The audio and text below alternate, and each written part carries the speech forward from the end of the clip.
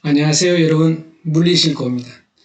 이번 시간에는 통합과학 네 번째 시간으로 우주론과 초기 원소 생성 과정에 대해서 살펴보겠습니다. 우리 교과서에는 19쪽에서 21쪽으로 나와 있지만은 면수로는 3쪽이지만은 실제 이야기는 물리학에서 어떤 우주의 어떤 생성 과정에 대한 어떤 우주론을 설명하는 것으로 책이한 두꺼운 책 한 권을 그냥 3쪽에 요약해놔서 한편으로는 굉장히 이렇게 내용은 많지만은 간략하게 또 3쪽으로 되어 있으니까 어떻게 진행되는지 한번 살펴보겠습니다. 이번 시간에 꼭 알아야 될 것은 우주론이 확립되는 과정에서 과학자들의 주장이 어떤 식으로 설명이 되는지를 알면 되겠습니다. 이번 시간에는 크게 시험에 대해서라든가 이런 거는 큰 걱정은 없고 그냥 하나의 어떤 각 과학자들의 주장에 대해서 한번 잘 살펴보면 좋겠습니다. 자, 우리 지금 이 보고 있는 이 뒷부분에는 마치 우리 지도와 같은 모양이, 우리 지구를 나타내는 지도와 같은 모양이 있는데 이게 바로 뭘 나타낼까요? 그 밑에 보면 뭐가 쓰여져 있죠? 어떤 온도 분포를 나타내는데 어떤 것인지 한번 짐작해 보세요. 여기 보면은 뒤에 나와 있죠. 요거는 아마 다음 시간에 주로 이야기가 될 것입니다. 자, 우리는 앞선 실험에서 스펙트럼 관찰로 우리는 무엇을 알 수 있었나요?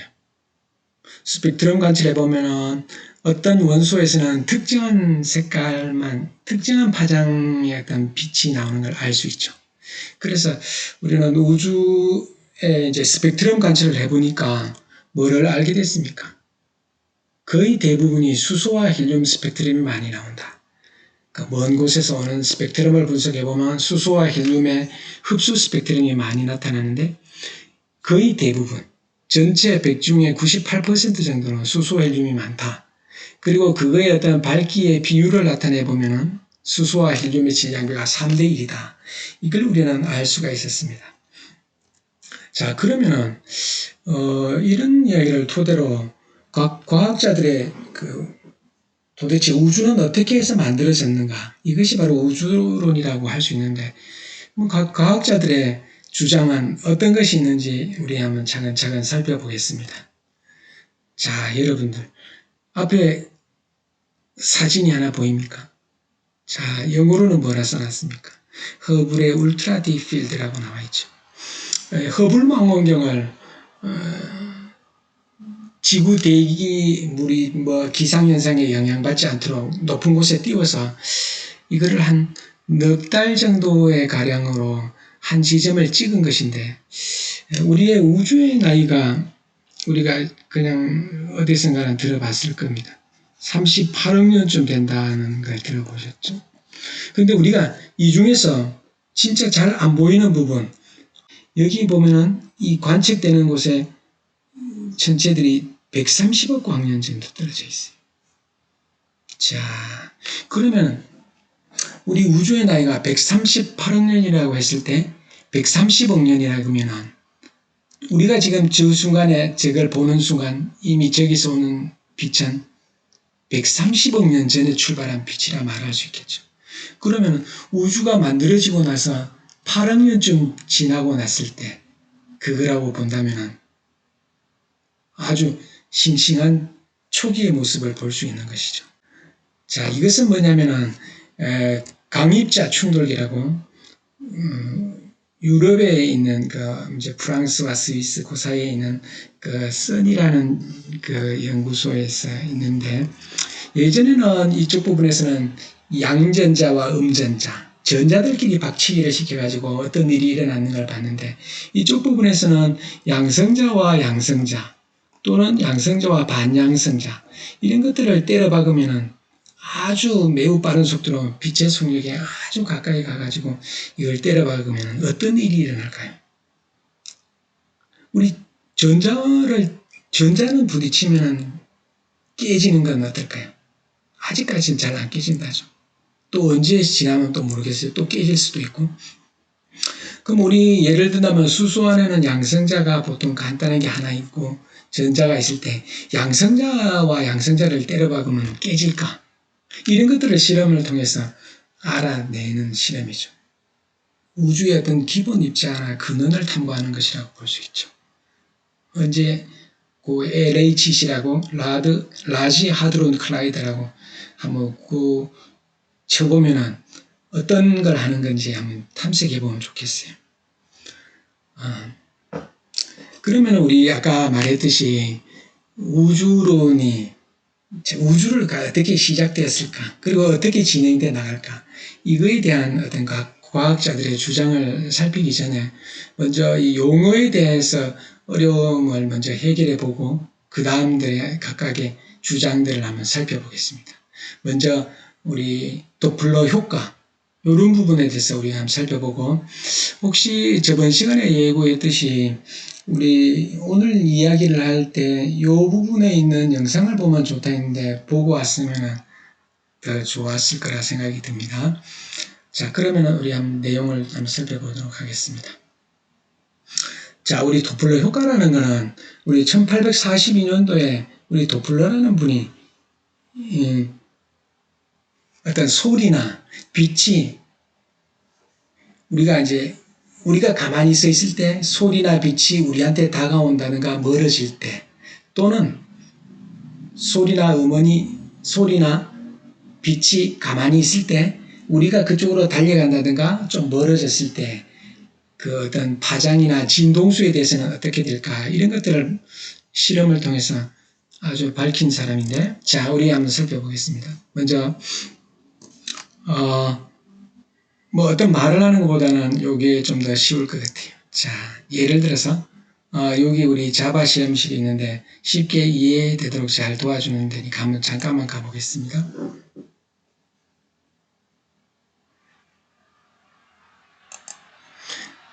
자, 우리가 예를 들어서 여기서 어떤 은하에서 아니면 어떤 빛을 내는 어떤 부분에서 이제 빛이 양사방팔방으로 갔을 때 우리 지구에서 여기 있을 때 예를 들어서 이 은하가 우리 쪽으로 다가온다면 어떻게 될까요?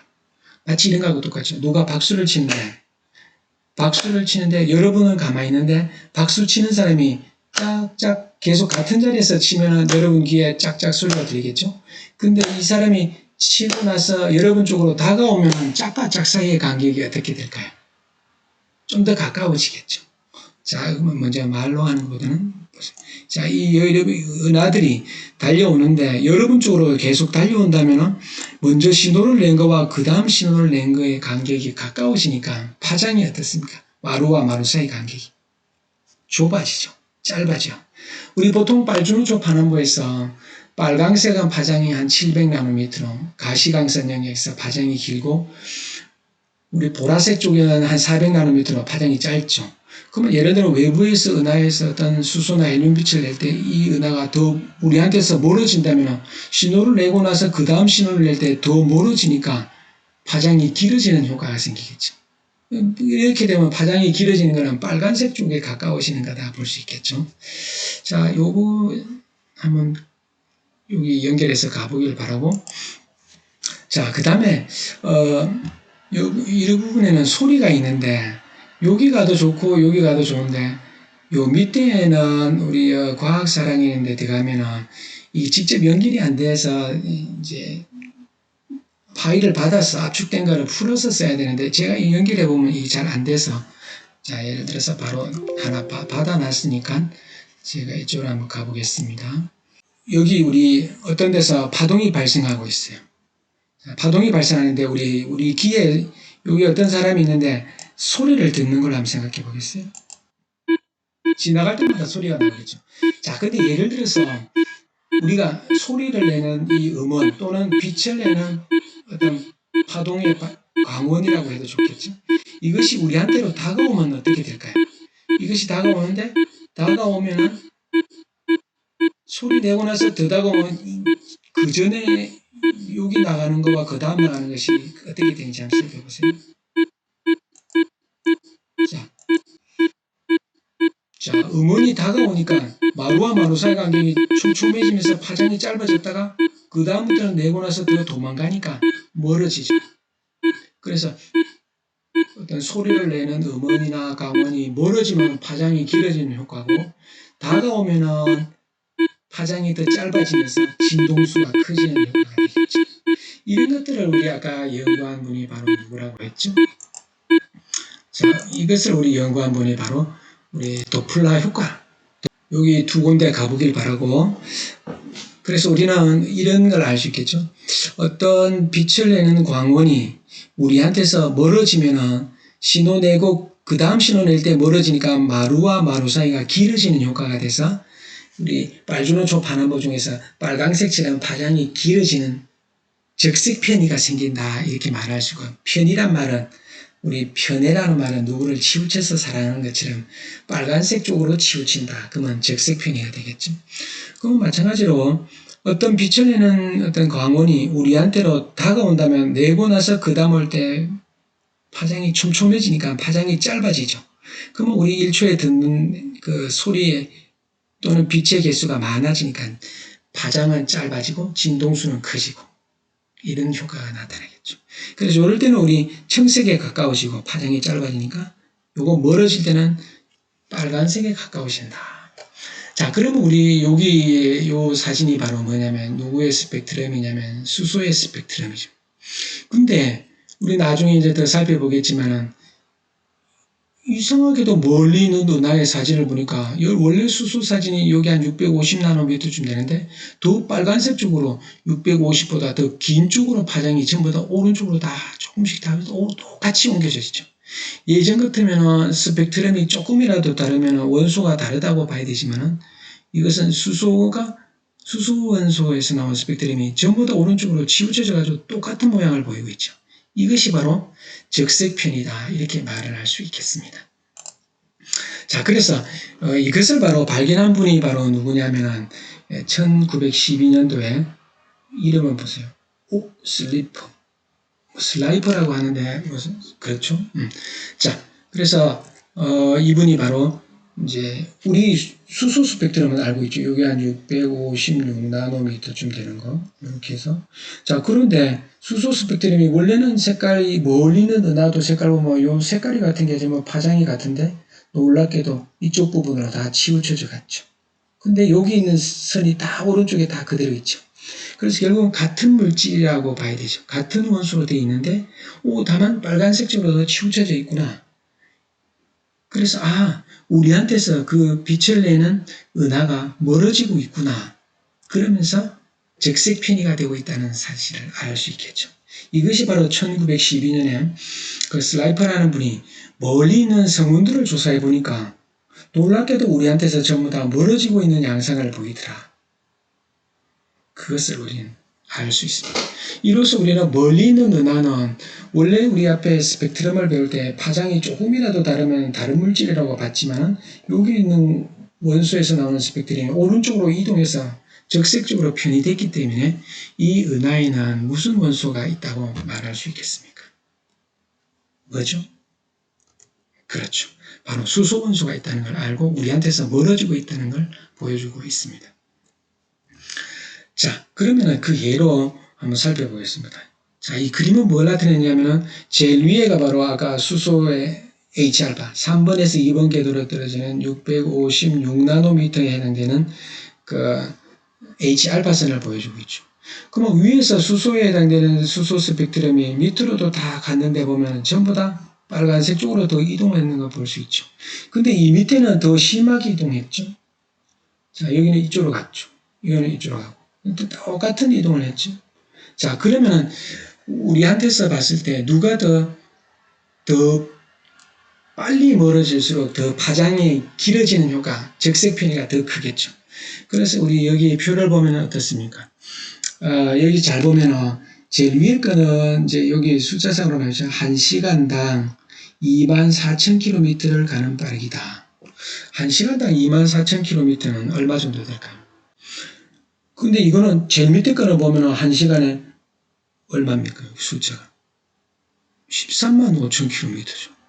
그래서, 여기 이동하는 걸 보면 더 멀리 있는 것들을 보니까 더 적색 편의가 어떻다? 더 빨간색 쪽으로 더 많이 간다. 이거를 우리가 1912년도에 아까 우리 슬라이퍼라는 분이 잘 알아냈다는 것이죠. 자, 그래서 우리가 이 다음 그림을 보면 알겠지만은 우리도 여기 보면은 신음 나오죠. 제일 밑에 거가 우리 이제 요 수소 스펙트럼이죠. 여기 H알파선 656나노미터.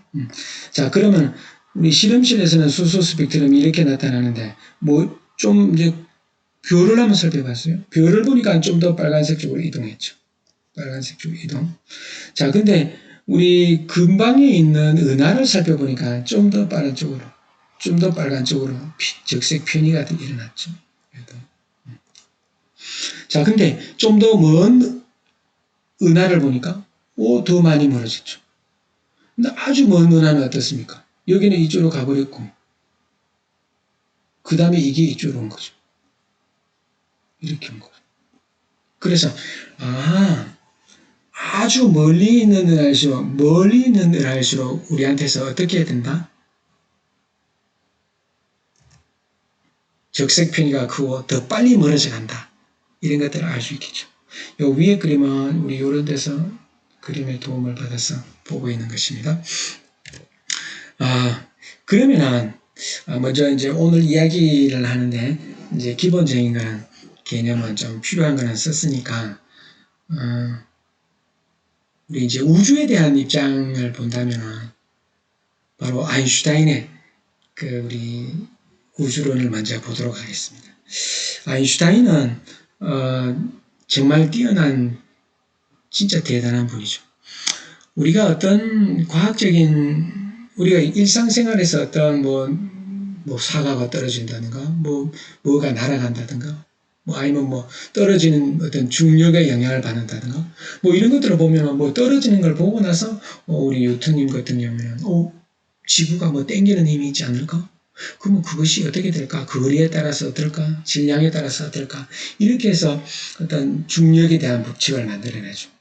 그래서 우리 그 힘이라는 거는 거리 제곱분의 두 물체 사이에 거리 제곱분의 질량의 곱에 비례하고 근데 비례 상수가 만율력 상수다 이런 식으로 표현을 하죠. 우리는 어떤 현상이나 사실들을 우리 주변에서 경험한 것을 보고 뭔가 규칙을 찾으려고 애를 쓰죠. 자, 근데 순전히 우리 아인슈타인님께서는 진짜 대단한 게 우리 1905년도에도 이제 특수상대성 이론에 대한 이론을 내놓는데 어릴 때부터 고등학교 때부터 내가 빛의 속력으로 달리면 세상은 어떻게 보일까? 이런 것들을 계속 이렇게 한 생각을 계속하면서 끊임없이 해서 그걸 완전히 해결한 분이죠. 먼저 이론을 먼저 머릿속으로 개발했다는 것이 진짜 뛰어난 점이 아닌가 이런 생각이 듭니다. 먼저 현상이나 일어나는 그런 사건들을 보고 규칙을 찾는 것이 아니라 완전히 순전히 이론을 먼저 개발해 보는 거죠.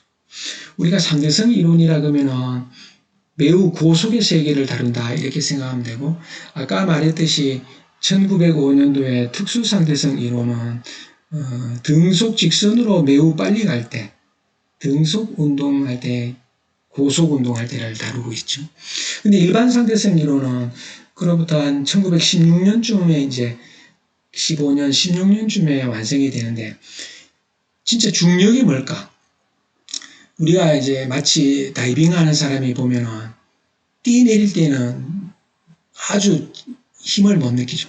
그러면 진짜 힘이라면은 내가 뛰내리든 안 뛰내리든 뭔가 계속 받는 힘이 있어야 되는데 이런 거는 좌표계가 바뀌면 진짜 힘이 될 수도 있고 안 될 수도 있다는 건 진짜 힘이 아니라는 거죠. 그래서 우리 일반 상대성 이론은 중력에 대한 이론이기도 하지만 중력은 힘이 아니고 어떤 시간과 공간의 휘어짐으로 설명한다.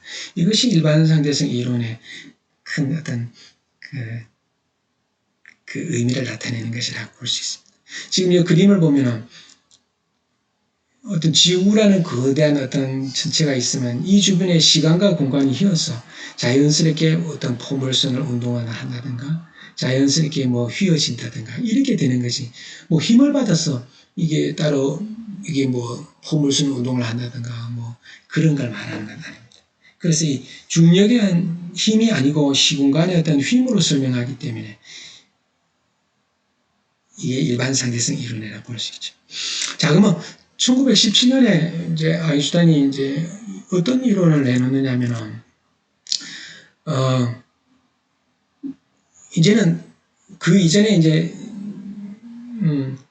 우리 지구의 어떤 운동에서 벗어나서 전 우주적인 운동을 어떻게 표현하는 게 어떻게 될까, 이런 것들을 고민하면서, 예를 든다면은, 우리가 이제 어떤 천체가 이렇게 있을 때, 쉽게 생각하면 이렇게 전체가 있으면 이 주변에 어떤 물체들이 있으면 어떻게 될까요? 서로 이렇게 당기겠죠. 이건 일로 당기고, 이건 일로 당기고, 이건 일로 당기고, 이건 서로 또 이렇게 당기고. 자, 그러다 보면은 이건 이렇게 당기고, 그러면서 이렇게 보면 이쪽으로 이동하고, 이쪽으로 이동하고, 이거 둘이 힘의 합력을 부과하면은 이쪽으로 이동하겠죠. 자, 이런 식으로 본다면은, 전체 어떤 별이나 은하들이 결국은 어떤 중심 쪽으로 어떤 중력을 받게 되면 다 모여들어서 이것이 필연적으로 나중에 되면은 한 점에 모여서 분기가 될 수밖에 없겠죠. 그래서 우리 아인슈타인님은 어떻게 하면 이 우주가, 그 당시에는 크게 관측 사실이 별로 없었으니까 1917년만 하더라도 물론 별에 대한 관측은 있었지만은 뭐 어떤 거대한 은하들이나 이런 것들에 대한 이런 것들을 살펴보면은 이게 시간이 지날수록 다 한 점에 모여가지고 다 중력에 의해서 붙들려가지고 뭔가 붕괴된다면은 뭔가 안정적이지 못하겠죠. 그래서 아인슈타인이 상대성 이론에서 뭔가 이것들을 안정하게 만들어내주는 뭔가 중력에 의해서 당겨지는 힘에 반대가 되는 뭔가를 생각하지 않을 수가 없었어요. 이것이 바로 우주상수, 뭔가 중력에 거스르는 반중력과 같은 거, 뭔가 밀어내는 힘을 생각을 했습니다. 그래서 이거를 이제 밀어넣어서 우주는 매우 안정적으로 이제 잘 갈 것이다, 이렇게 생각했는데, 나중에 이제 이것이 우리 아인슈타인께서도 이거 우주상수, 뭔가 밀어내는 힘을 도입한 것을 매우 후회했다고 하죠. 그러면은 아인슈타인의 상대성 이론은 아까도 말했듯이 먼저 이론적으로 먼저 개발된 것이라고 했죠. 그러면은 그 중에서도 우리 이론을 한번 검증을 하는, 이 이론이 맞나 안 맞나는 실험적으로 한번 살펴봐야 되니까, 그 대표적인 예가 바로 에딩턴이나 다이슨이 그 우리 일식이 일어날 때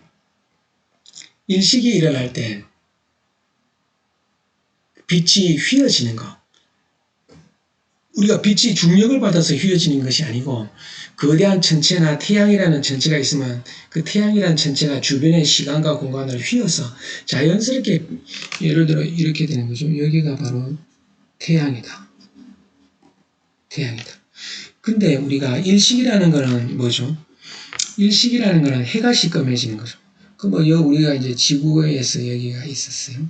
지구에서 있었는데 해가 시꺼매려면은 지구 주변에 달이 이렇게 돌아가다 달이 태양을 가려버리면 대낮에 시꺼멓게 될 수 있겠죠. 자, 이 실험에서 어떤 걸 우리는 생각을 해봤느냐면, 때마침 그때가 이제 1919년 5월 29일이었는데, 1919년 하면은 정말 어떤 해인지 알죠. 우리 3.1 운동이 일어난 때인데, 정말 우리나라로 치면 매우 정말 어려울 때죠. 자, 우리가 이제 일식이 일어난다고 생각을 해봐요. 일식이 일어나면은 이 태양에 대해서 잘 관찰하기가 좋을 때가 바로 이 일식이 일어날 때예요. 태양 주변에 어떤 것들이 일어나는지 막 연구하기엔 참 좋다고 하죠. 자, 근데 우리 이 뒤쪽에 별이 막 있다고 생각을 해봐요. 별이 막 있어요. 자, 별이 있는데 지금 왼쪽에 그림이 보였죠? 자, 이것이 바로 이제 우리 여기 에딩턴의 논문에서 따온 그겁니다. 자, 여기 별이 있는데 이제 일식이 일어났을 때 이 별이 예상보다도 이 바깥으로 전부 나가서 보이죠. 자, 이게 어떻게 된 걸까요? 자, 여기서 이제 원래는 별이 이렇게, 여기 있는 별은 이렇게 보이겠죠. 특별한 일이 없다면. 여기서 우리 관측을 한다 생각해요. 관측을 한다. 자, 근데 예를 들어서 일식이 일어날 때 원래는 예기치 않게 이런 불빛에서 휘어진다면 이렇게 나올 수도 있겠죠. 보통 때 같으면 이 별이 예를 들어 얼마 뒤에 얼마쯤 온다든가 우리 운동에 대해서 행성들의 운동에 대해서는 정확하게 알 수 있었으니까 예상보다도 더 일찍 출현했다는 사실이죠. 원래는 나오는 것보다도 먼저 와서 이 굽어서 나와서 우리 눈에 볼 수 있는 거죠. 자, 이래서 그러니까 일반상 대성 이론이 맞다는 것을 나중에 보여주게 되는데, 자, 잠깐만 이걸 좀 치우면 좋겠는데, 우리 여기 바로 나와 있죠. 여기 관측자가 있는데 이걸 어떻게 치우더라? 잠깐만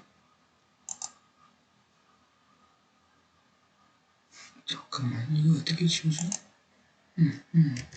이거 안 치워지네. 잘못 치우겠어요. 자, 여기서 아까도 말했듯이 여기 어떤 별이 원래는 이게 이제 시간이 지나면 이렇게 올 때 보통은 여기까지 와야 오겠지만은 오기 전에 우리 이 빛이 불빛이 나오는 게 이렇게 오다 보면 중력에 의해서 아니죠. 중력이 아니고 중력은 힘이 아니라고 했습니까? 빛이 오다가 거대한 태양 주변의 어떤 휘어진 공간을 따라서 빛이 자연스럽게 굽어서 우리 눈에 예상보다도 일찍 나타나더라. 그래서 일반 상대성 이론이 수성의 세차 운동뿐만이 아니라 우리 빛이 휘어지는 것, 이것을 1919년에 보임을 해서 일반 상대성 이론에 대해서 아주 사람들이 각광을 하고 최고의 찬사를 보내게 되었죠. 원래는 우리 여기에서 보이는 별들이 있었는데 별들의 예상보다도 전부 다 이 바깥으로 더 가는 게 보여져. 그래서 전부 다 멀어지고 있는 게 보이죠. 그래서 휘어져서 더 바깥으로 나간 것이다. 이렇게 결론을 내릴 수가 있었죠. 그래서 아인슈타인의 일반상대성 이론이 잘 맞는다는 것을 정말 사람들은 이제 믿게 되었고, 이때 아인슈타인은 우주에 대해서 어떤 가정을 할 때 내가 머리 위를 보나 동쪽을 보나 서쪽을 보나 남쪽을 보나 위를 보나 이 문제를 푸는데 우주의 어떤 밀도가 균일하다 이런 가정을 해가지고 기본적으로 생각을 했어요. 그래서 이 밀도가 어느 방향으로나 똑같을 것이다. 사실 이걸 다르게 놓고 풀기도 좀 쉽지는 않았을 것 같아요. 어떤 특정한 방향으로 밀도가 더 크다. 여러분은 어떻게 생각하세요? 딱 보면 또 다르지 않습니까? 그리고 보통 우리는 이런 우주에 대한 가정을 가지고 어느 방향으로나 균일할 것이다. 이렇게 했는 것을 남들은 이게 우주 원리라고 이렇게 보도하는데, 이게 우주에 대한 기본적인 가정을 우리 남들은 우주 원리다 이렇게 말을 하기는 합니다.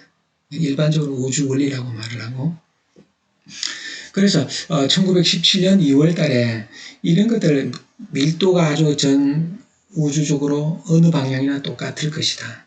그리고 뭔가 우주 상수함을 도입해가지고 안 그러면 무너질 거니까, 그래서 우주 상수라는 걸 과감하게 도입해서 반중력으로 이 우주는 정말 안정적으로 잘 이렇게 있을 것이다. 이렇게 가정을 했는 것이죠.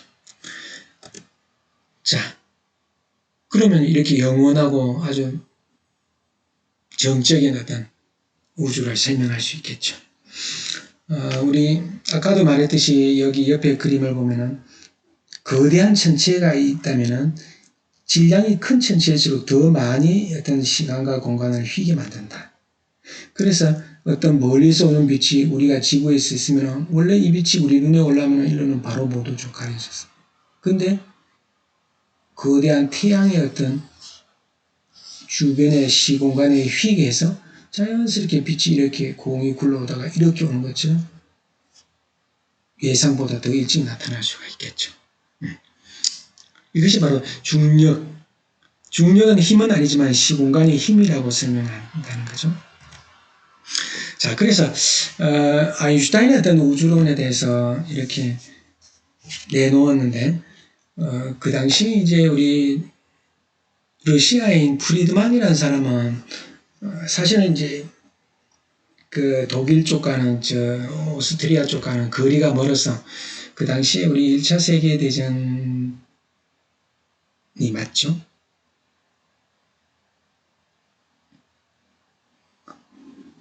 그 당시까지 거리가 이렇게 멀어서 프리드만은 아인슈타인의 어떤 일반 상대성 이론에 대한 식을 생각보다 늦게 받았어요. 우리 아까 일반 상대성 이론이 1916년에 거의 완성됐지만 우주론에 대한 거는 17년에 이렇게 발표되었기 때문에 여기에 뭐 우주 상수를 도입하고 하는 것들에 대한 이야기를 꽤 오랜 뒤에 이걸 받았고, 그리고 프리드만은 굉장히 좀 진보적이고 아주 막 좀 혁신적인 그런 인물이었다고 말합니다. 그래서 막 전쟁에서 나가서 뭐 어떤 막 비행기를 타고 뭘 이제 막 포탄을 떨어뜨리는데 아주 물리학적인 그런 것도 이제 막 이렇게 잘 맞는다고 그렇게 이야기를 하고 있었어요.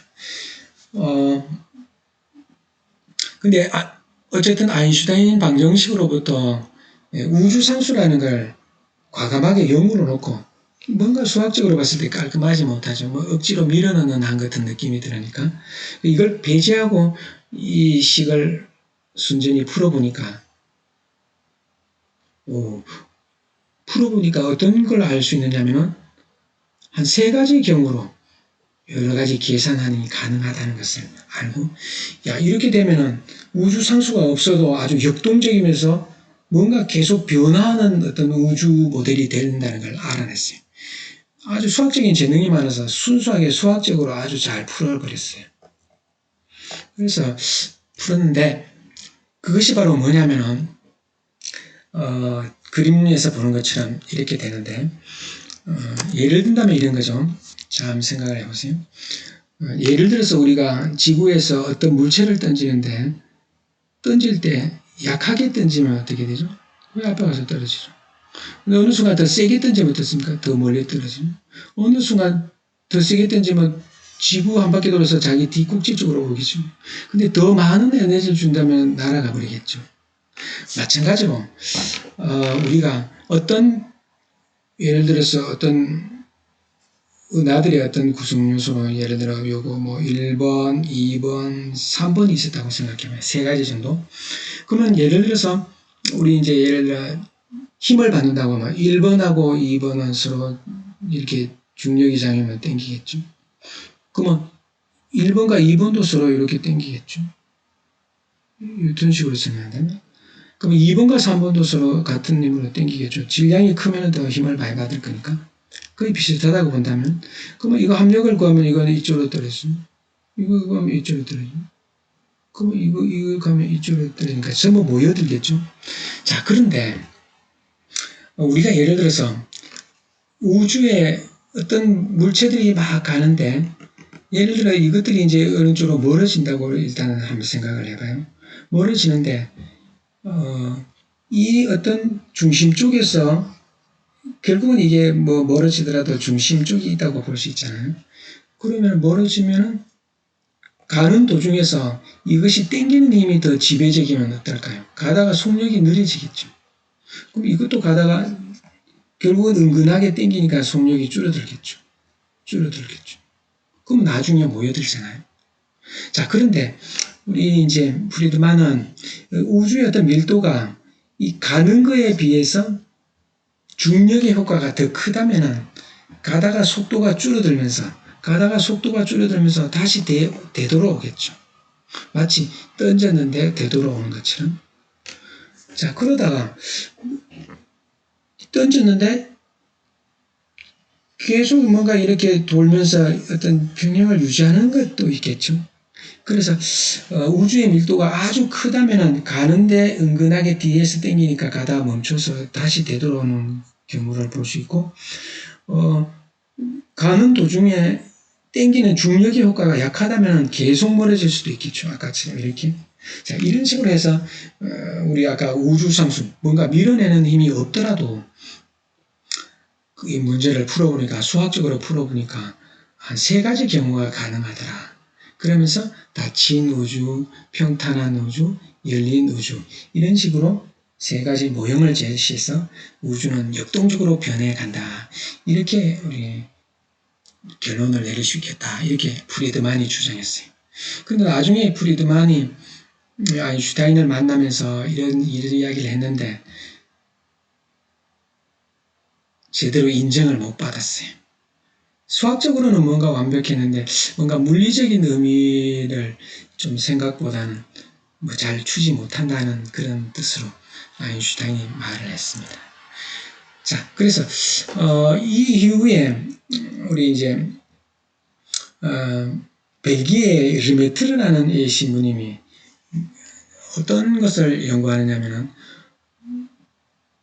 1927년에 우리 아까와도 같이 아인슈타인의 일반 상대성 이론식을 그냥 풀면서 물리적인 의미를 많이 찾으면서 이제 같이 풀었어요. 그래 보니까 그 결론으로 팽창하는 우주에 대한 논문을 냅니다. 그것이 바로 주제가 바로 일정한 질량을 갖지만 팽창하는 균등한 우주를 통한 우리 은하 밖의 생물들의 시선 속도의 설명.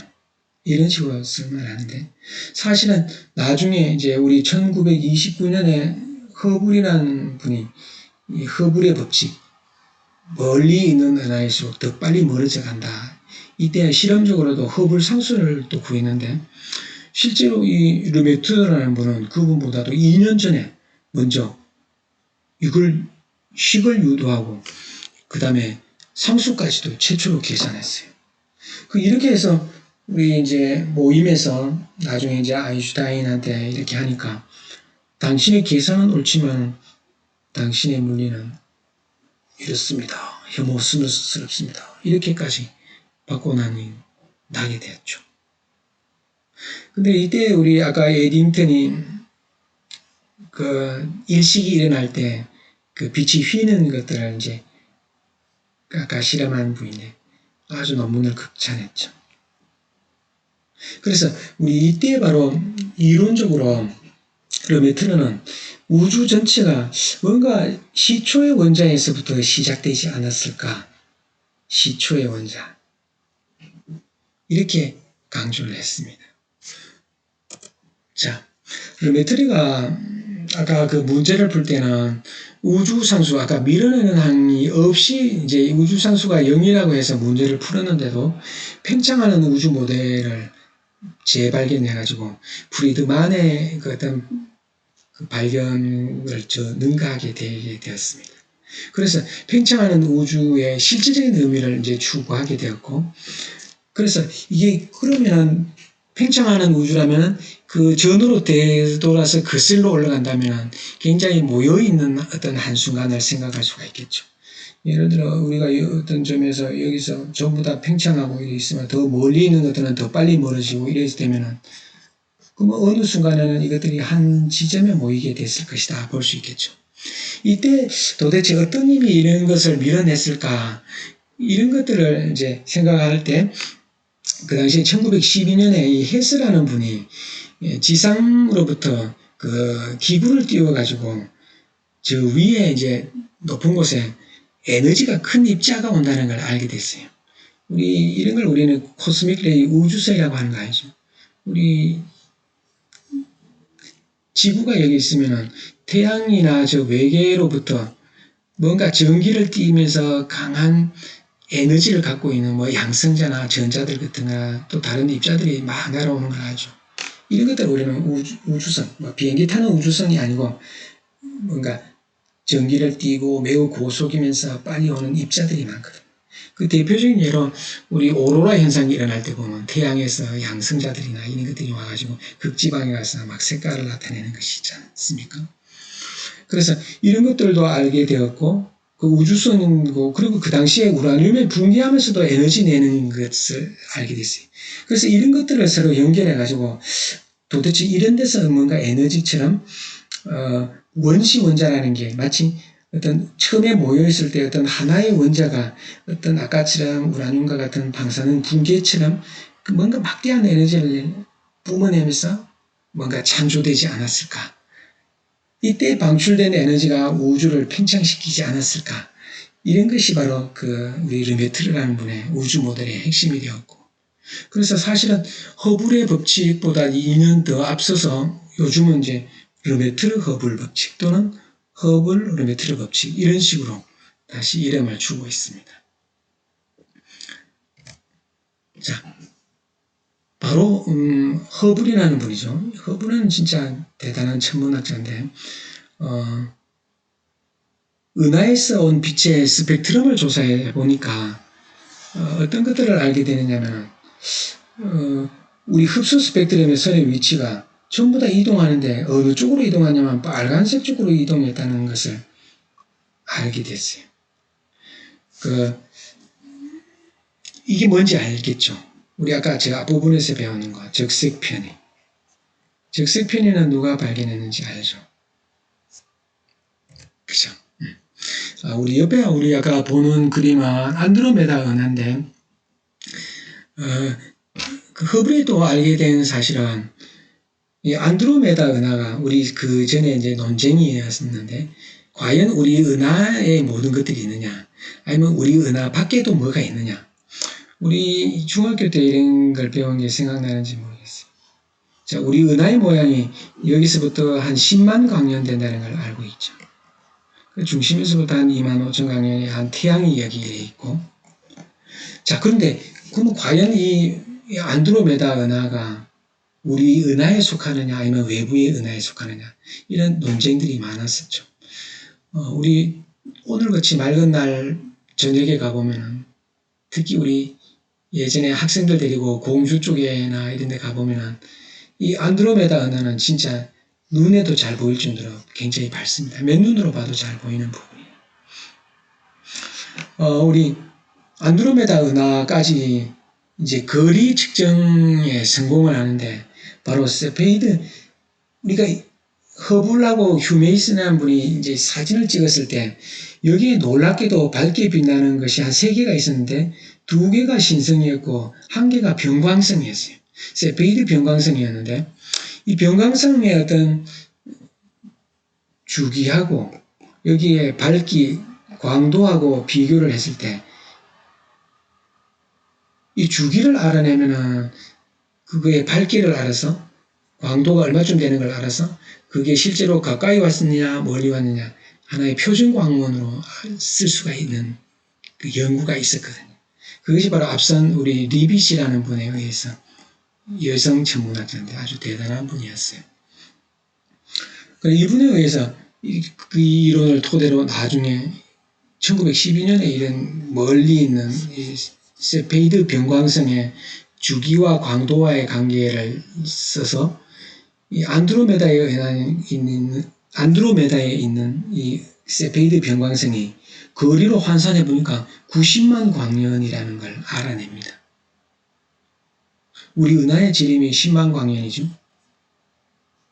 그 당시의 관측으로 90만 광년인데 요즘 관측으로는 한 250만 광년 정도 떨어져 있죠. 우리가 밤하늘에 어떤 안드로메다 은하를 보는 순간 한 250만 년 전에 출발한 빛을 오늘 우리 볼 수 있는 거죠. 그 정도의 거리. 그래서 은하의 후퇴 속도가 나중에 은하까지 거리에 비례한다. 이런 결론을 또 나중에 알아내죠. 그래서 우주가 뭔가 멀리 있는 은하일수록 더 빨리 멀어져 있고 뭔가 팽창하고 있다는 것을 알게 됩니다. 자, 아까 우리 이제 좀 전에 이야기했듯이 안드로메다까지 은하의 거리를 우리 1923년에 재고 이제 방금 말했듯이 재보니까 90만 광년이었다. 이걸 알게 되고 물론 그 이전에 우리 리빗이라는 분의 아주 정말 끈기 있고 헌신적이고 집중적인 노력에 의해서 세페이드 변광성에 대해서 연구를 해서 소마젤란 성운에 있는 세페이드 변광성을 연구해 보니까 우리 남반구에 있는 데서 관측이 되는데 거기 있는 변광성들이 거의 같은 거리에 있다고 생각했을 때 어떤 것은 주기가 뭐 며칠 걸리고 어떤 거는 몇십일 걸리고 이런 걸 살펴보니까 주기가 길수록 광도도 밝다는 것을 알게 됐어요. 마치 같은 거리에 이렇게 났는데 밝은 것은 더 오래 큰 주기를 갖고 있고 어두운 것은 짧은 주기를 갖고 있다. 그러면은 요 주기를 딱 재면은 그거의 밝기를 알 수 있으니까 아까처럼 안드로메다에 있는 세페이드 변광성이 어디 하나 있었다고 한다면은 요거의 주기만 알면은 이게 밝기가 얼마 되는지를 알 수 있겠죠. 그러면 우리한테서 떨어진 거리를 잘 감안해 보면 이게 가까이 왔는지 멀리 왔는지 아니까 거리를 알아낼 수 있는 거죠. 바로 이 리빗이라는 여성 천문학자, 아주 정말 대학교 졸업 나고 나서 뇌 쪽에 이제 해서 뇌막염인가 걸려서 나중에 이제 청력을 상실하지만은 정말 이 끈기 있는 노력으로 병광성들의 어떤 그 밝기와 주기에 대한 연구로 대가가 되었죠. 나중에는 사실은 노벨상을 받으려고 했지만 이미 그때는 건강 상태가 안 좋았어. 나중에 돌아가신 다음이었어요. 아주 대단한 분이었어요. 그리고 우리 아까도 말했듯이 이 멀리 있는 은하의 적색 편의를 알아낸 거는 우리 이제 슬라이퍼라는 분이 아까 말했죠. 그래서 이 슬라이퍼도 마찬가지로 17년부터 해서 그때까지 은하에 대해서 조사를 해보니까 거의 대부분이 멀어지고 몇 개는 다가오고 있는 걸 알아내고 그 뒤에 다시 발견한 걸 살펴보니까 거의 다 멀어지고 있다는 걸 알게 됐죠. 그래서 우리가 어떤 수소의 스펙트럼에서 이게 656나노미터라면 이게 더 멀어지는 걸로 봐서 이 멀어지는 정도로 우리한테서 얼마 정도 거리에 떨어졌다는가 이걸 알게 된 거죠. 그래서 안드로메다에까지 거리를 잴 수 있었던 겁니다. 그러면은 왜 적색 편의를 나타내는 은하가 이렇게 많은가? 이거 생각해 보면 알 수 있겠죠. 그래서 바로 허블이 이런 여러 가지 관측 결과를 토대로 멀리 있는 은하들에 대해서 거리를 재고 또 적색 편의를 내고 그러면서 멀어지는 속도를 재봤죠. 그래서 얻은 실험 결과 그래프죠. 대단한 그래프죠.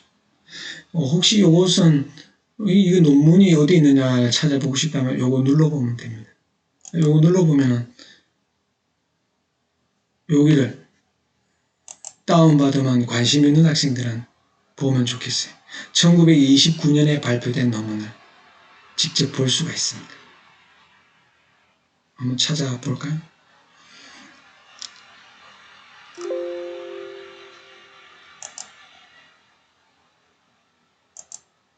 자, 여기 누르면 들어가니까 관심 있는 학생들은 한번 보길 바래요. 여기 링크를 시켜놨어요.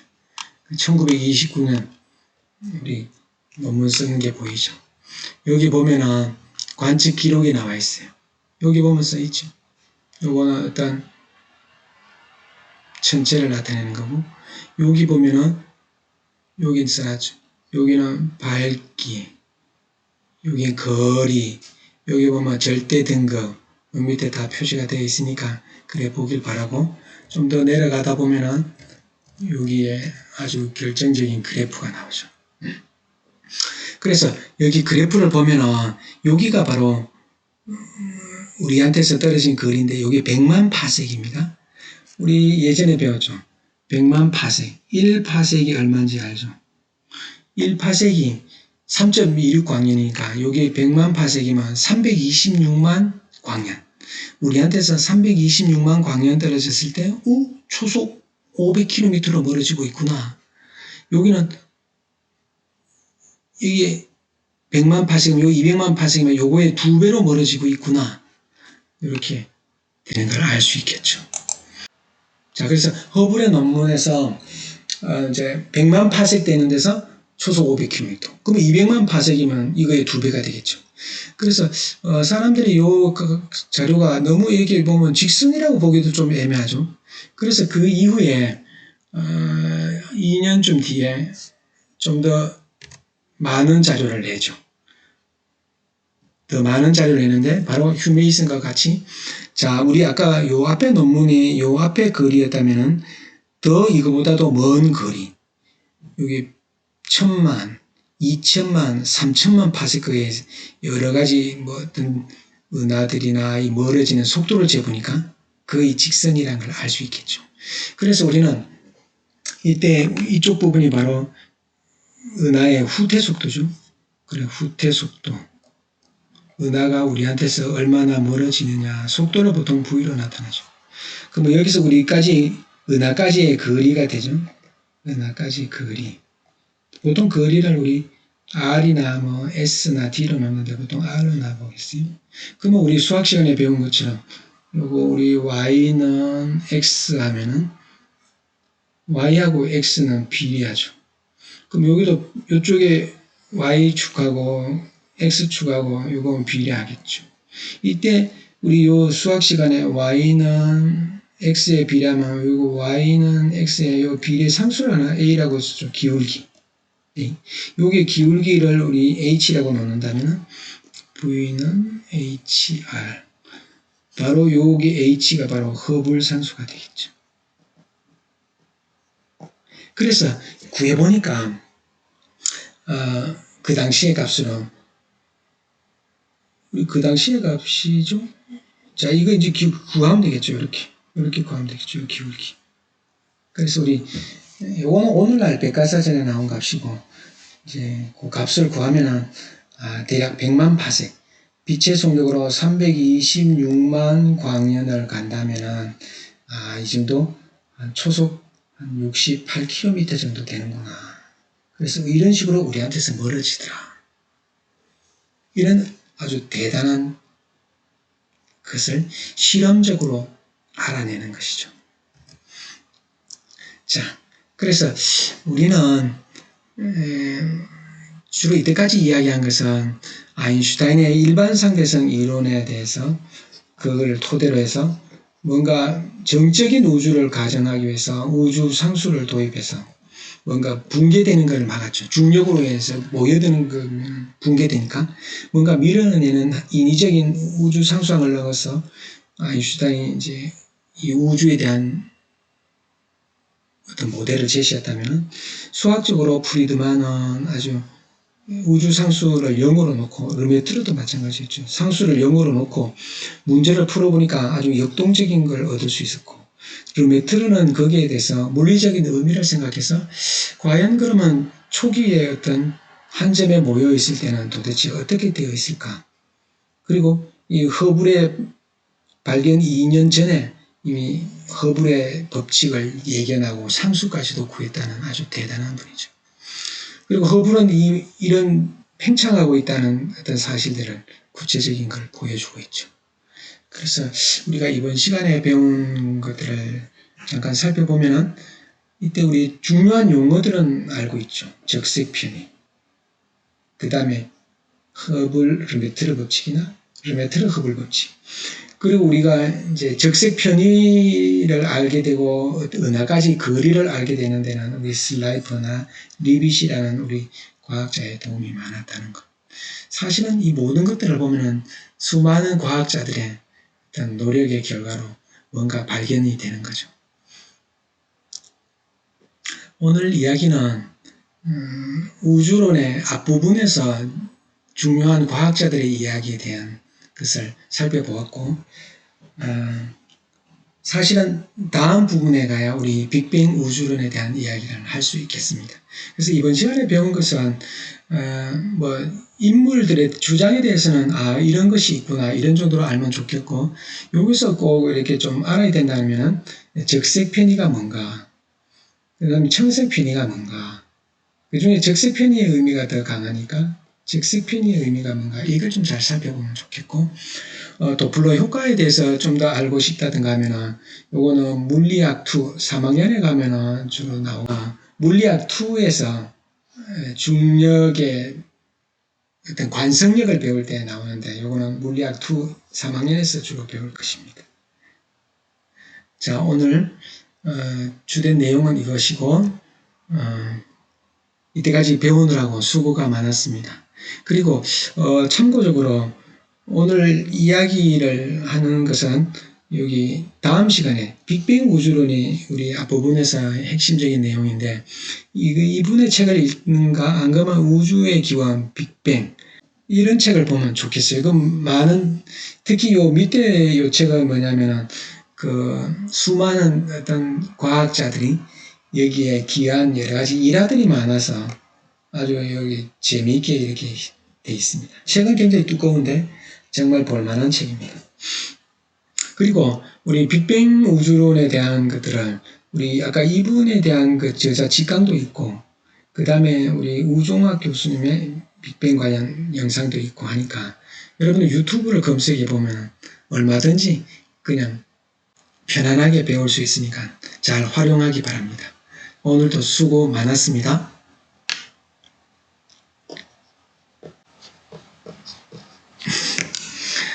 마치겠습니다.